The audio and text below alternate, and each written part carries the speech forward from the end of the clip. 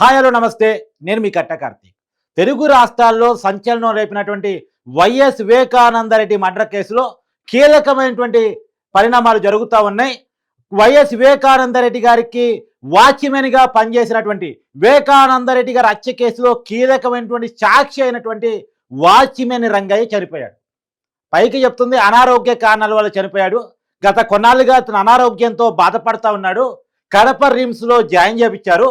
కడప రిమ్స్లో చికిత్స పొందుతూ చనిపోయాడు అనేటువంటి చెప్తా ఉన్నారు. కానీ ఇక్కడే చాలా కీలకమైన అనుమానం ఏంటంటే, ఈ కేసులో ప్రధానమైనటువంటి నిందితులు కానీ, అనుమానితులు కానీ, సాక్షులు కానీ, లేదు ఈ కేసుతో లింకప్ అయి ఉన్న అందరూ కూడా వరుసగా చనిపోతూ ఉన్నారు. వరుసగా చనిపోవటం, దానికి అనారోగ్య కారణాన్ని చూపించటం ఇప్పుడు అనుమానాలకు తావిస్తూ ఉంది. ఇప్పుడు ఈ వాచ్మెన్ రంగేకి 85 ఏళ్ళు. 85 ఏళ్ళు కాబట్టి అనారోగ్యం కామన్గానే వస్తుంది కదా, వయసుతో పాటు అనారోగ్యం వస్తుంది కదా అనేటువంటి ఎవరికైనా అనిపించవచ్చు. కానీ ఈ వాచ్మెన్ రంగాన్ని ఒకసారి పక్కన పెడితే, గత కొన్ని నెలల క్రితం చనిపోయినటువంటి డాక్టర్ అభిషేక్ రెడ్డి, అతను చాలా యంగు, న్యూరో ప్రాబ్లంతో హైదరాబాద్లో సిటీ న్యూరో హాస్పిటల్లో అడ్మిట్ అయ్యాడు. కోమాలోకి వెళ్ళిపోయాడని చెప్పారు. కోమాలో నుంచి మరి బయటికి తీసుకురాలని టెక్నాలజీ మన దగ్గర ఉందా? కాదు, కొన్నాళ్ళ తర్వాత చనిపోయాడని చెప్పారు. నిజానికి కోమాలో వెళ్ళే పరిస్థితి లేదా న్యూరో ప్రాబ్లంతో బాధపడే పరిస్థితి నిజంగా ఉండే పరిస్థితి ఉందా అంటే, అతను యంగు, అందులోనూ డాక్టరు, అతను అంతకుముందు చాలా యాక్టివ్గా పనిచేసే వ్యక్తి, పుట్టితే న్యూరో ప్రాబ్లంతో పుట్టలేదు. ఈవెన్ దో అతను చనిపోవడానికి కారణం ఏంటంటే ఇదే వైఎస్ వివేకానందరెడ్డి కేసులో అతను కీలకమైనటువంటి సాక్షి. వైఎస్ వివేకానందరెడ్డి గారు చనిపోయాడు అని చెప్పి తెలుసుకున్న తర్వాత అప్పుడు జగన్మోహన్ రెడ్డి గారి బంధువైనటువంటి కుటుంబ సభ్యులైనటువంటి వైసీపీలో కీలకమైనటువంటి బాధ్యతల్లో ఉన్నటువంటి అభిషేక్ రెడ్డి వైఎస్ వివేకానందరెడ్డి గారి ఏదైతే గొడ్డల పోట్లు పడ్డాయో, అక్కడ బ్లడ్ కారిందో వాటన్నిటికీ కుట్టేశాడు. అవి కనపడకుండా బాడీకి కుట్టేశాడు. తర్వాత ఒప్పుకున్నాడు కుట్టేశానని. అభిషేక్ రెడ్డి ఎట్లాంటోడు అంటే, ఒక టైంలో అవినాష్ రెడ్డి కనుక ఈ కేసులో జైలుకి పోతే ఆ ప్లేసులో అభిషేక్ రెడ్డిని ఎంపీగా పెడదాం వైసీపీలో అనుకున్నటువంటి వ్యక్తి.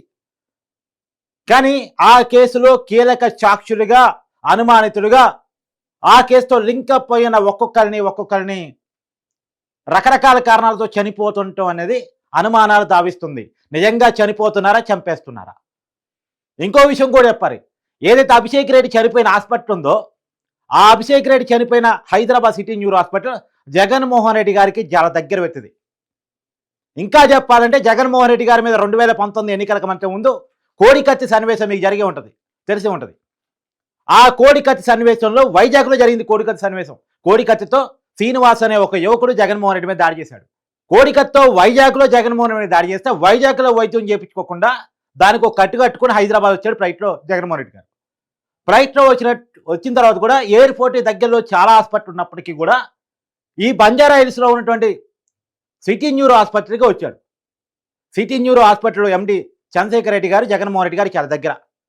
ఎంత దగ్గర అంటే జగన్మోహన్ రెడ్డి అధికారంలోకి వచ్చిన తర్వాత కోవిడ్ కమిటీకి ఆయన చైర్మన్ కూడా పెట్టాడు. అంటే గవర్నమెంట్ పదవిని కూడా అప్పచెప్పాడు ఆయనకి. అంత దగ్గర. మరి అంత దగ్గర ఉన్నటువంటి వ్యక్తి హాస్పిటల్ అభిషేక్ రెడ్డి న్యూరో ప్రాబ్లంతో చనిపోయాడంటే మీకు అనుమానం కలగట్లేదా? వాచ్మెన్ రంగయ్య, అంతకుముందు గంగిరెడ్డి, అంతకుముందు కారు డ్రైవరు, వీళ్ళంతా కూడా రకరకాల కారణాలతో చనిపోతూ ఉన్నారు. వరుసగా చనిపోతూ ఉన్నారు. ఒక్కొక్కరిది ఒక రీజన్తో చనిపోతూ ఉన్నారు. ఎందుకు ఇలా చనిపోతున్నారు? అందులోనూ వైఎస్ వివేకానందరెడ్డి హత్య కేసులో నిందితుడిగా, సాక్షిగా ఉన్న వాళ్ళకి అనారోగ్యాలు ఎందుకు వస్తున్నాయి? 2019 మార్చి 15వ తారీఖున వివేకానందరెడ్డి గారి మర్డర్ జరిగింది. ఆ ఎన్నికల్లో ఫస్ట్ దాన్ని గుండెపోటుగా చిత్రీకరించే ప్రయత్నం చేశారు. వాళ్ళ వైసీపీ పార్టీ అఫీషియల్ ఛానల్లో కూడా గుండెపోటనే వేసుకున్నారు. తర్వాత సునీత గారు దీన్ని కనిపెట్టి, ఆమె కూడా డాక్టర్ కావటం వల్ల, ఎవరు వివేకానందరెడ్డి గారి కూతురు, ఆమె కనిపెట్టి ఆమె డాక్టర్ కావటం వల్ల నాకు పోస్ట్ మార్టం కావాలని డిమాండ్ చేయడం ఫలితంగా పోస్ట్ మార్టం చేపిస్తే అది మర్డర్ అని తేలింది. గొడ్డలి పోటు తేలే. మర్డర్ అని తెలిసిన తర్వాత ఆ మర్డర్ని చంద్రబాబు నాయుడు మీదకి నెట్టే ప్రయత్నం చేశారు వైసీపీ వాళ్ళు. నారావారి రథచరిత్రను క్రియేట్ చేశారు. తీరా ఎన్నికల తర్వాత సిబిఐ ఎంక్వైరీ వేయమని జగన్మోహన్ రెడ్డి అడిగితే సిబిఐ ఎంక్వైరీ వేయదు. అప్పుడు సునీతకు అనుమానం వచ్చింది. మరి చంద్రబాబు నాయుడే వైఎస్ వివేకాన్ని చంపుంటే ఎందుకు సిబిఐ జగన్మోహన్ రెడ్డి వేయట్లేదు? పైగా జగన్మోహన్ రెడ్డి అన్నాడు సిబిఐ ఎంక్వైరీ చేస్తే అవినాష్ మన పార్టీలో ఉన్నాడు, బీజేపీలో జాయిన్ అవుతాడని చెప్పాడట. అసలు సిబిఐ ఎంక్వైరీ చేయడానికి అవినాష్ రెడ్డి బీజేపీలో చేరడానికి ఏంటి సంబంధం? అని చెప్పేసి ఆలోచించి ఆమంతటా ఆమె కోర్టుకి పోయి సిబిఐ ఎంక్వైరీ అడిగింది. సిబిఐ ఎంక్వైరీ వేయించబడింది. సిబిఐ ఎంక్వైరీ స్టార్ట్ అయిన తర్వాత తెలిసింది ఏంటంటే వైఎస్ అవినాష్ రెడ్డే కీలక నిందితుడు, వైఎస్ అవినాష్ రెడ్డే వివేకానంద రెడ్డిని హత్య చేశాడు అని తేలింది. తేలటం అంటే ఇప్పుడు సిబిఐ ఆరోపిస్తుంది, కేసు నమోదు చేసింది, ఎంక్వైరీ చేస్తూ ఉంది. ఆ కేసులో అవినాష్ రెడ్డి ప్రధాన నిందితుడు. ఇది నేను చేస్తున్నటువంటి ఆరోపణ కాదు, సిబిఐ చెప్తున్నటువంటి ఆరోపణ. ఇప్పుడు ఆ ఎంక్వైరీ జరుగుతూ ఉంది. ఆ ఎంక్వైరీ దాదాపుగా 6 సంవత్సరాలుగా జరుగుతూనే పోతూ ఉంది, లాంగ్ రన్గా పోతూ ఉంది.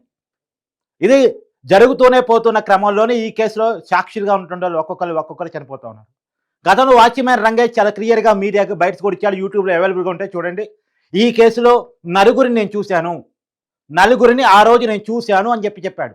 ఒకడు సునీల్, 2 ఉమాశంకర్, 3 దస్తగిరి, 4 ఎర్రగంగిరెడ్డి. ఈ నలుగురిని నేను ఆ రోజు చూశాను అని చెప్పేసి వాచ్మెన్ రంగయ్య క్లియర్గా సాక్ష్యం చెప్పాడు. మరి ఆ సాక్ష్యం ఖచ్చితంగా వీళ్ళందరినీ ఇరికించేదేగా. ఇప్పుడు దీంట్లో దస్తగిరి ఆల్రెడీ అప్రూవ్గా మారాడు. అవును నేను చంపానని దస్తగిరి ఒప్పుకున్నాడు. నేను చంపడానికి కారణాలు ఎవరు, చంపమని చెప్పింది ఎవరు, అవన్నీ కూడా దస్తగిరి చెప్పాడు. దస్తగిరి ఇచ్చినటువంటి వాంగ్మూలం ఆధారంగానే ఇవాళ అవినాష్ రెడ్డి ఇరుక్కున్నాడు. ఇవాళ దస్తగిరి అప్రూవ్గా మారాడు. కాబట్టి ఈ క్లియర్గా ఈ విషయాలన్నీ చూసినా చెప్పినటువంటి వాచ్మెన్ రంగయ్య ఇవాళ చనిపోవటం కానీ, ఆ రోజు వివేకానంద రెడ్డి గారికి కుట్టేసినటువంటి డాక్టరు అభిషేక్ రెడ్డి చనిపోవటం కానీ, ఈ కేసులో ఒక్కొక్కళ్ళు చనిపోవటానికి కారణాలేంటి?